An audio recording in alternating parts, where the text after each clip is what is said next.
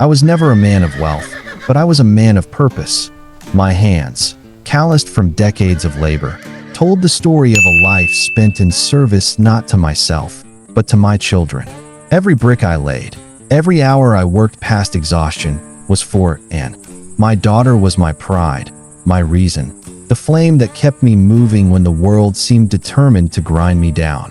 Every story have a way of finding us, no matter where we are. Tell me which corner of the world you're watching from today. If you believe that a good story can connect us all, please like and follow to make sure you never miss the next journey. I remember the nights when Anne was just a girl, sitting at the kitchen table with her textbooks spread out like a fortress around her. The lamp's yellow glow fell across her determined face, and I would watch her scribble notes furiously, her lips moving silently as she memorized formulas and passages. I would sit quietly, sipping tea, pretending to read the newspaper, but in truth, I was watching her build the future I had promised her. "Dad," she would say, looking up with tired eyes, "do you think I'll make it?" And I would smile, though my body ached from the day's labor. "And you'll not only make it, you'll soar. You'll be everything I dreamed you could be." Those words weren't just encouragement. They were a vow. I swore to myself that no matter the cost, I would see her succeed. If it meant working double shifts, skipping meals, or wearing the same worn-out shoes for years, I would do it.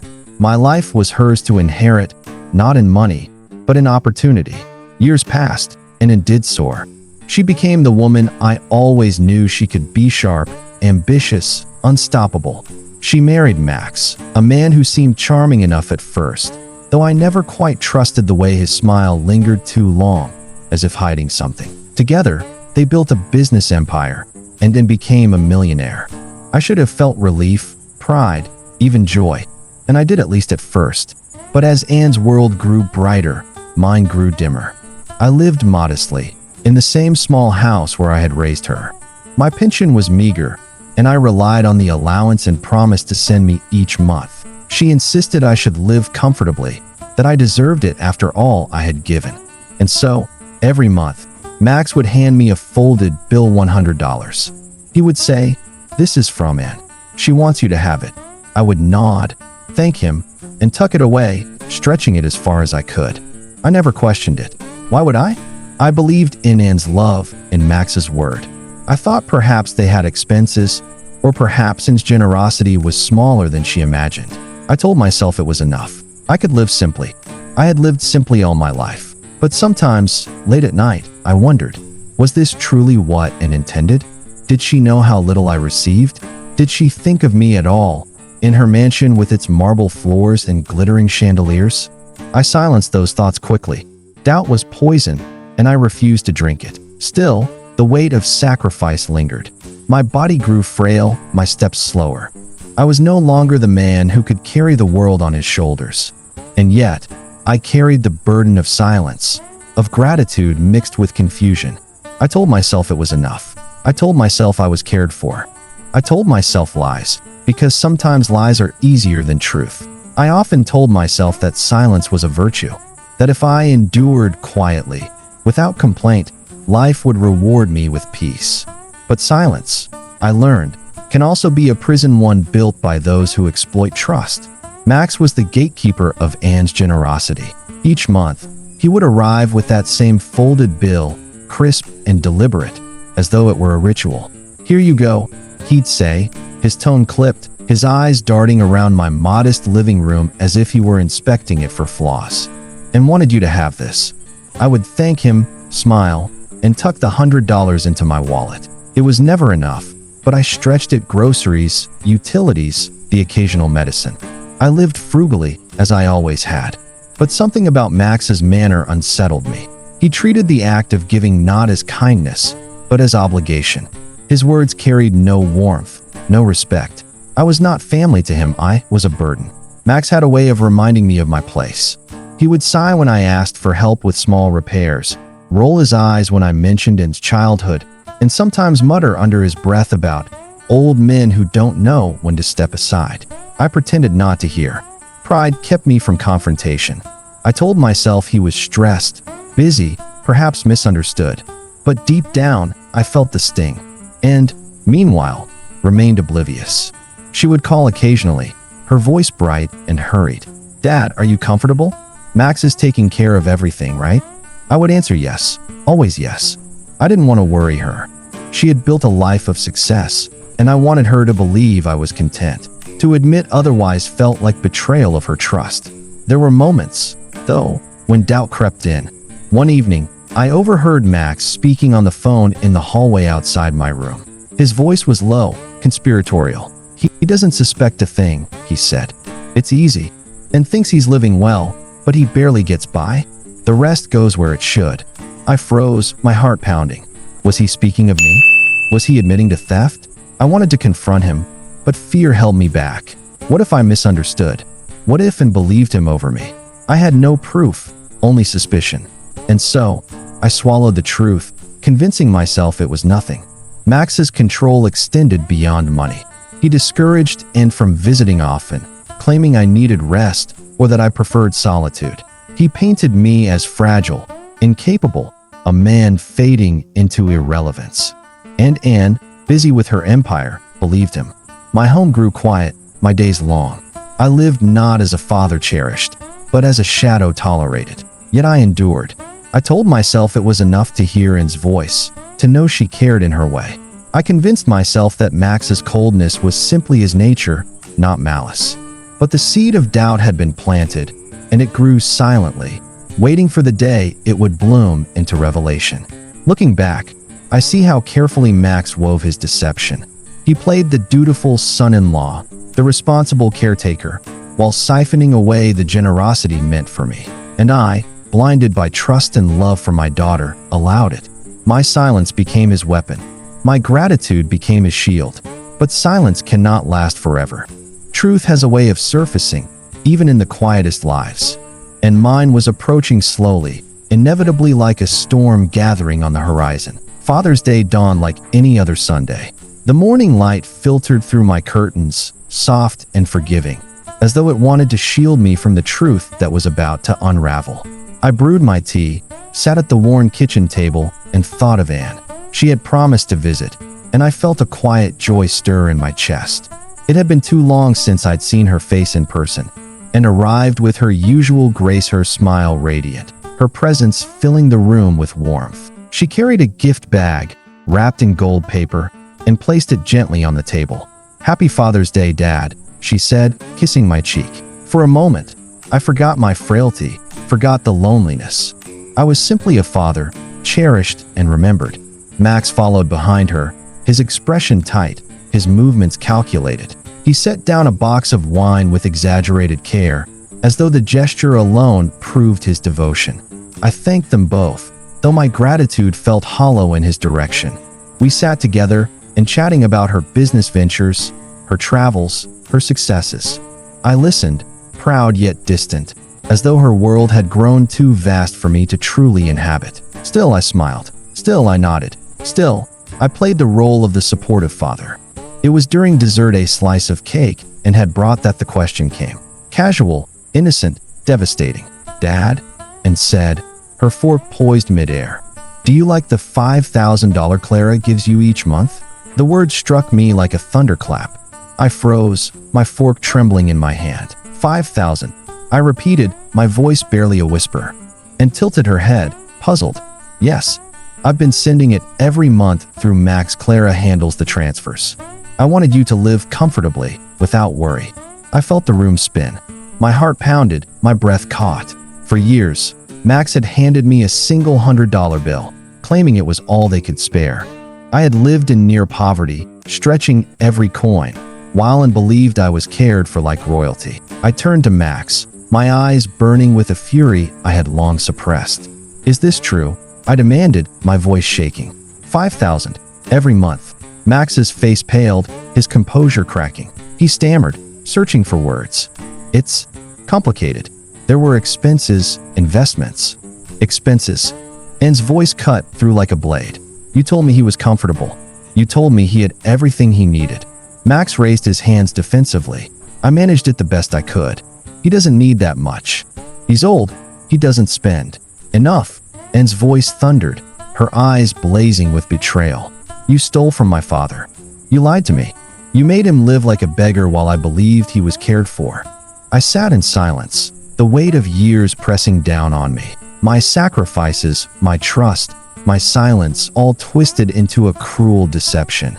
I thought of the nights I had gone without, the medicines I had delayed, the meals I had skipped, all while Max pocketed the money meant for my dignity. Tears welled in my eyes, not for myself, but for Anne.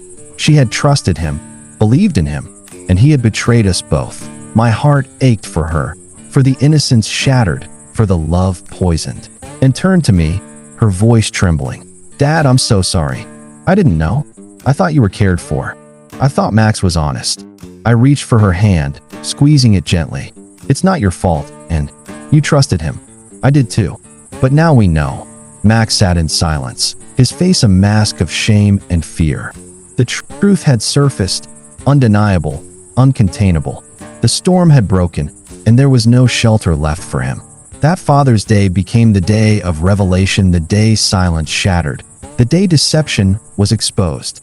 Anne's question, innocent and loving, had torn open the veil Max had so carefully woven. And in that moment, I realized that justice was not a distant dream. It was here, waiting to be claimed. The storm had begun, and I was no longer afraid. The days following Father's Day were heavy with silence. Anne's discovery had cracked open the fragile shell of trust that had held our family together, and beneath it lay something darker than either of us had imagined. Max's deception was not a careless mistake, it was a deliberate betrayal, woven with greed and ambition, and confronted Max relentlessly in the days after. I overheard their arguments echoing through the halls of their mansion when she invited me to stay temporarily. Her voice was sharp, trembling with fury. His was defensive, slippery, always searching for excuses. You lied to me, she said one evening, her tone cold. You made my father live in poverty while you pocketed his allowance. How could you? Max's reply was chilling in its arrogance. He doesn't need that kind of money. He's old. He barely spends. Why waste it on him when we could invest it, grow it, use it for the family? The family. And spat the words. You mean yourself. You mean your side of the family. It was then that the full extent of Max's betrayal came to light, and discovered documents, hidden contracts, quiet negotiations that revealed his plan. He intended to seize my home, the modest house I had lived in for decades, under the guise of managing assets. Once it was sold, he planned to move me into a nursing home, one of the cheapest he could find, stripping me of independence and dignity. I remember sitting at Anne's dining table, the papers spread before us. My hands trembled as I read the words, the signatures, the dates. Each line was a dagger, each clause a betrayal. Max had not only stolen my money, he had plotted to erase me, to reduce me to a burden tucked away in a forgotten corner. Anne's face was pale, her eyes wide with horror. Dad, I didn't know. I thought he was protecting you. I thought he was helping. I placed my hand over hers, steadying her. You trusted him. So did I. But now we see the truth. Max tried to defend himself, but the mask had fallen. His words were hollow, his excuses transparent. It was for the best, he insisted. He's old. He needs care. Selling the house was practical. The nursing home would have been fine. Fine. Anne's voice shook with rage. You would have thrown him away like garbage. My father sacrificed everything for me, and you would have stripped him of the last thing he has, his home, his dignity. Max's silence was his confession. He had no defense, no justification, only greed.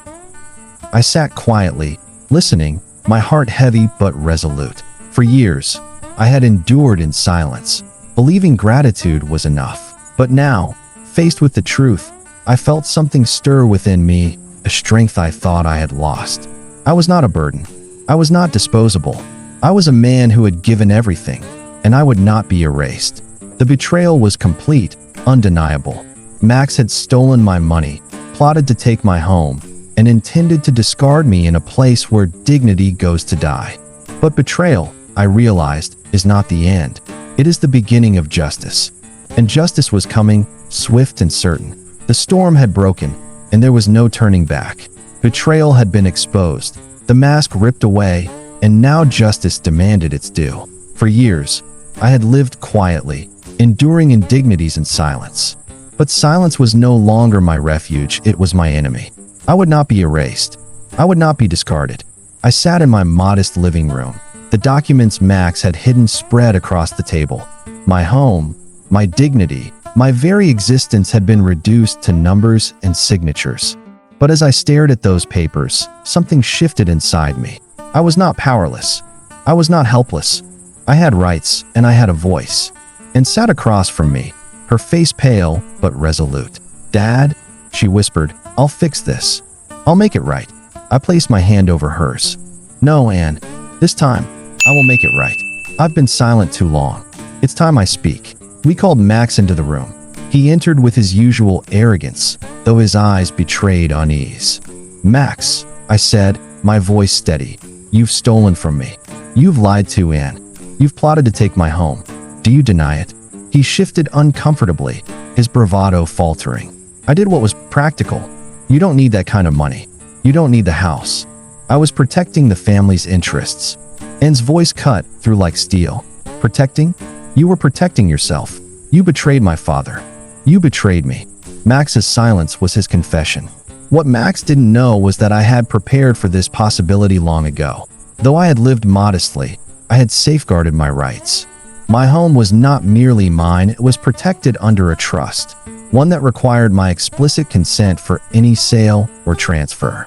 And I had kept meticulous records of every allowance, every receipt, every $100 bill he had handed me. I pulled out the folder, thick with documents. "You thought me a fool, Max, but I kept everything. Every lie you told, every theft you committed, it's all here. And the law will see it." His face drained of color. For the first time, Max looked small, cornered, powerless, and turned to me, tears in her eyes. "Dad, I'm so sorry. I trusted him. I thought he was taking care of you. I should have seen it." I squeezed her hand gently. "You believed in love, and that's not a crime. But now you see the truth, and together, we'll set it right." Her resolve hardened. "Then let's do it. Let's expose him." The weeks that followed were a whirlwind. Lawyers were consulted, documents filed, testimonies prepared. Max's deception unraveled in the cold light of law. His theft, his schemes, his betrayal all laid bare before the courts. And stood by me, her voice strong, her presence unwavering. She testified to her intent, her trust, her shock at the revelation. I presented my records, my evidence, my truth. And Max, stripped of his lies, faced the consequences. Divorce loomed, legal charges mounted, his reputation crumbled. The empire he had tried to build on deceit collapsed beneath him. For me, justice was not about revenge. It was about dignity. It was about reclaiming the life I had sacrificed for, the respect I had earned, the love I had given. I was no longer the silent victim. I was a father, a man, a survivor. And then I rebuilt our bond, stronger than before. She saw me not as a burden, but as the foundation of her success, the man who had given everything so she could soar. And I, in turn, saw her not as the daughter blinded by trust, but as the woman who had found her strength in truth. Justice had been served. Max faced the consequences of his greed, his deception, his betrayal. And I, the father who had sacrificed everything, reclaimed my dignity, my rights, my voice. Father's Day had begun with a question that shattered my world, but it ended with a revelation that restored it. And in that restoration, I found not only justice, but peace. Justice had been served in the courts, but the story was not yet finished. For all the evidence and I had presented, for all the humiliation Max had endured, there remained one final card to play, a card I had kept hidden, quietly, patiently, waiting for the day it would be needed. Years ago, when I first married Max, I had sensed something beneath his charm. A hunger, a restlessness, a glint in his eyes that spoke of ambition without conscience. I did not accuse him, nor did I interfere. But I prepared. I met with a lawyer, an old friend from my working days, and together we drafted protections. My home was placed in a trust, my modest savings secured in accounts Max could not touch, and my will was written with precision. I told no one, not even Anne. It was my secret safeguard, my insurance against betrayal. When the court proceedings concluded, Max believed the worst was over. He thought he had lost only money, reputation, perhaps his marriage. But he did not know the depth of my foresight. One evening, as Ann and I sat together, I revealed the truth. I handed her the folder, thick with documents, signed and sealed. And I said, I never told you this, but I protected myself long ago. Max could never have taken my home. He could never have touched my savings. He thought me weak, but I was stronger than he imagined. Her eyes widened as she read, her lips trembling. Dad, you planned this. You knew. I nodded. I suspected. I hoped I was wrong, but I prepared just in case. Sacrifice taught me caution, and caution gave me strength. When Max learned of the trust, of the protections, his fury was palpable. He raged, shouted, threatened, but his words were empty. The law was ironclad, the documents unassailable. He had not only lost Ann's trust and the court's favor, he had lost the very prize he sought. His downfall was complete. The empire he had tried to build on deceit crumbled, and he was left with nothing but shame. For me, the twist was not about revenge. It was about dignity. It was about proving that sacrifice does not mean weakness, that love does not mean blindness. I had given everything for Ann, but I had not given away my wisdom. And embraced me, tears streaming down her face. Dad, you saved yourself. You saved us both. I smiled, weary but content. No, Ann, you saved me, too. You saw the truth. You stood by me. Together, we reclaimed what was ours. The twist was not in the betrayal, it was in the resilience. Max thought he had won, but he had underestimated the quiet strength of a father who had sacrificed everything. My secret safeguard was not just a legal maneuver, it was a testament to the dignity I refused to surrender. And in the end, justice was not only served, it was secured. The storm had passed, but the wreckage remained. Betrayal leaves scars, and though justice had been served, Ann and I were left to rebuild not just our lives, but our bond. Max was gone. His presence, once looming and oppressive, had vanished from our lives. The house felt lighter without him, though the silence carried its own weight, and moved through her days with a mixture of relief and sorrow.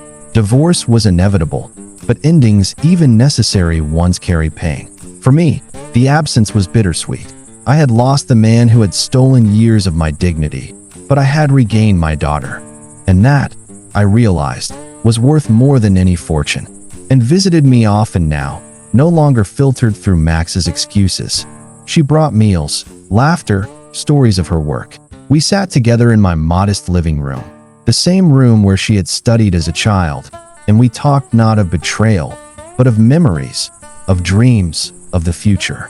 Dad, she said one evening, her voice soft, I don't know how I let it happen. I should have seen it. I should have asked more questions. I shook my head gently. And love blinds us sometimes.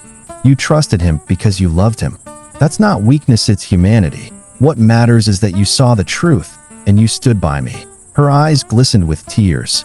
I'll never let anyone hurt you again. Slowly, life regained its rhythm. I tended my garden, and joined me for tea, and we laughed at small things. The weight of betrayal lifted, replaced by the warmth of companionship.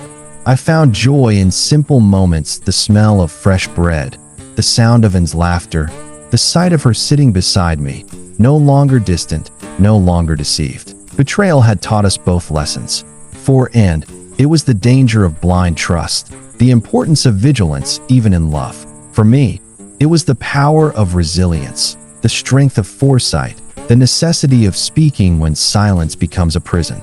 Together, we carried those lessons forward, not as burdens, but as wisdom. Rebuilding was not about erasing the past, it was about reclaiming the future.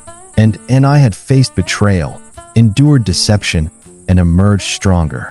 Max's greed had tried to break us, but in the end, it had bound us closer. And as I sat in my garden, the sun warm on my face, Ann's laughter ringing in the air, I realized that sacrifice had not been in vain. It had led us here to truth, to justice, to love renewed. The betrayal was behind us, the storm had passed, and the bond between Ann and me had been reforged in fire. Yet as the days turned into weeks, I found myself reflecting not only on what had been lost, but on what remained and what I would leave behind. I had lived many years, most of them in sacrifice. My hands bore the marks of labor, my body the toll of time. But my spirit, though battered, was unbroken. I thought often of legacy not in terms of wealth or possessions, but in lessons, in love, in the values I had instilled in. And legacy, I realized, is not measured in money. It is measured in the strength of those who come after us, in the wisdom they carry, in the dignity they preserve. And began to ask me questions she had never asked before. "Dad," she said one evening, as we sat in the garden, "what do you want your legacy to be? What do you want me to remember most?" I smiled, gazing at the flowers I had tended for years. "And my legacy is you. Every sacrifice I made was for you. But if I leave you anything beyond that, let it be this. Never let love blind you to truth. Never let trust silence your voice. And never let anyone steal your dignity." She nodded, tears in her eyes. "I'll carry that with me, always." I began to share stories of my youth, of struggles and had never known. The nights I went hungry so she could eat, the days I worked double shifts so she could study, the dreams I carried silently so hers could flourish. She listened, sometimes with laughter, sometimes with tears. And in those moments, I felt the torch passing not of burden, but of wisdom. My sacrifices had built her foundation, and now my lessons would guide her future. I updated my will, not out of fear, but out of clarity. My home, my modest savings, my possessions all secured for Anne. But more than that, I wrote letters, words she could carry long after I was gone. Letters of love, of guidance, of remembrance. Legacy is not only what we leave, it is what we teach, what we inspire, what we protect. As I sat in the garden, the sun setting in hues of gold and crimson, I felt peace. My legacy was not wealth, nor power, nor fame.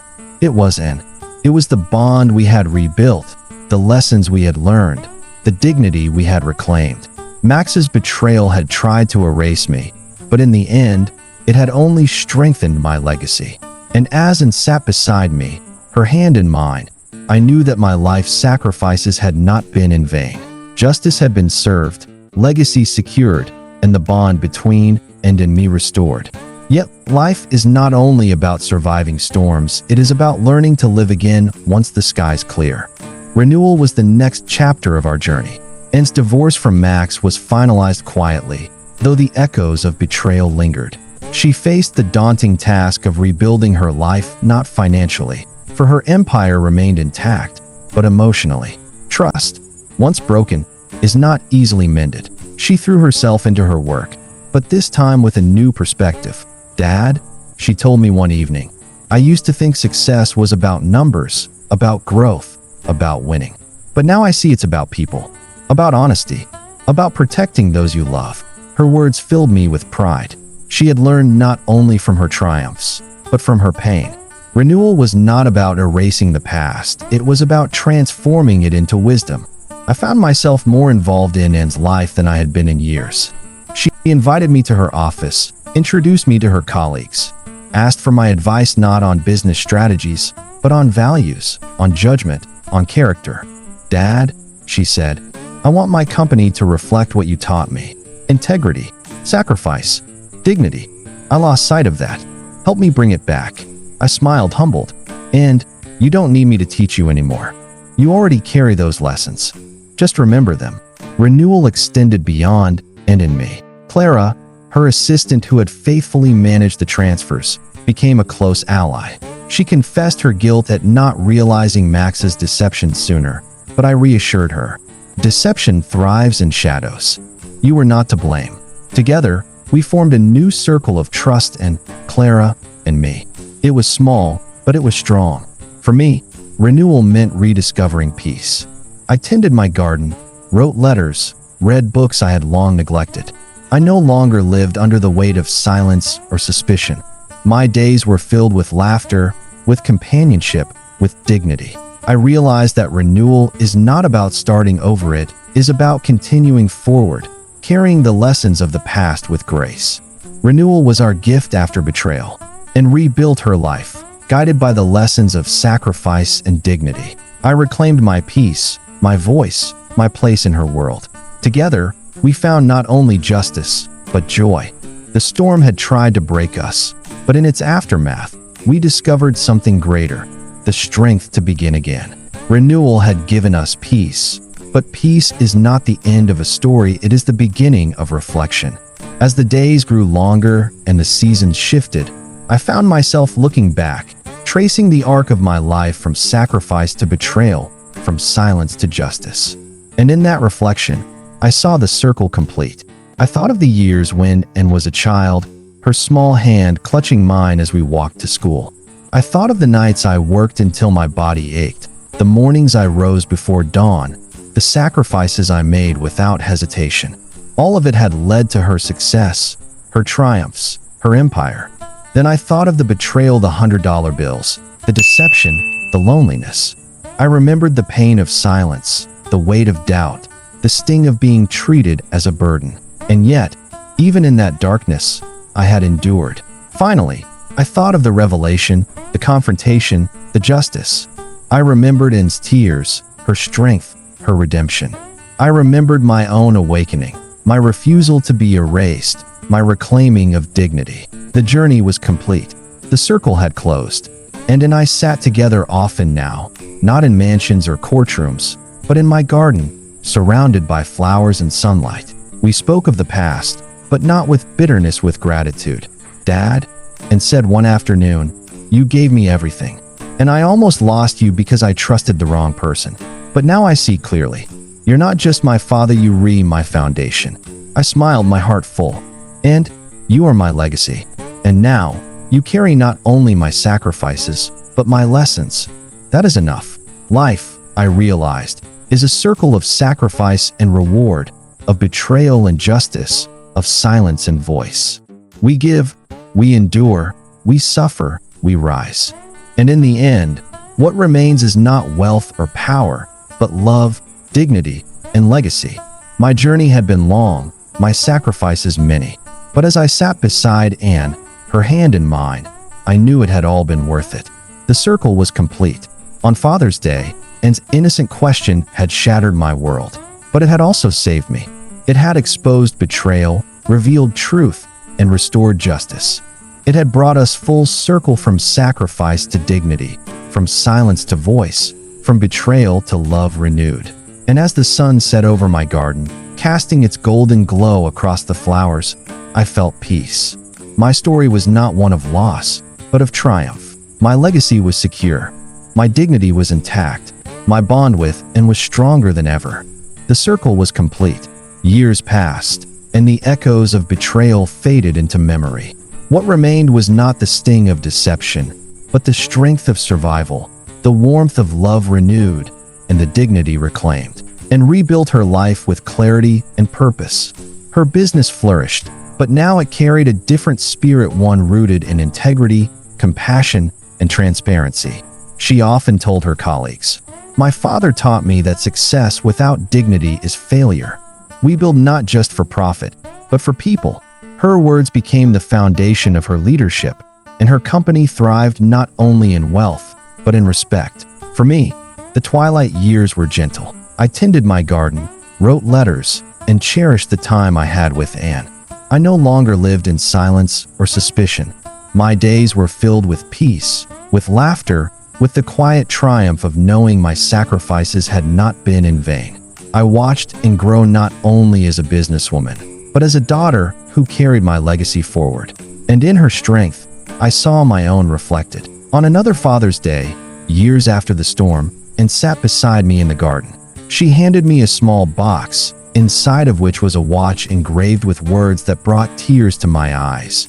"To the man who gave me everything and taught me to protect it." I held her hand, my heart full. The circle was complete. Sacrifice had led to betrayal, betrayal to justice, justice to renewal, and renewal to legacy. My story was not one of riches nor of fame. It was a story of sacrifice, of betrayal, of dignity reclaimed. It was the story of a father who gave everything, and a daughter who, in the end, gave it back in love. And as the sun set over my garden, casting its golden glow across the flowers, I felt peace. My journey was complete, my legacy secure, my bond with Anne eternal. The quiet triumph of a father's love had endured. Thanks to you all out there for honoring this story with your time until the very end. If these themes of family and betrayal feel a little too familiar to you, I invite you to share your heart in the comments. Your courage in speaking up today might be the very thing that gives someone else the strength to keep going tomorrow. If you believe, as I do, that the truth always finds its way home, please subscribe and stay with us. We'll be right here, sharing more stories of those who fell, fought, and finally rose through the power of justice. Until next time, take care of yourself.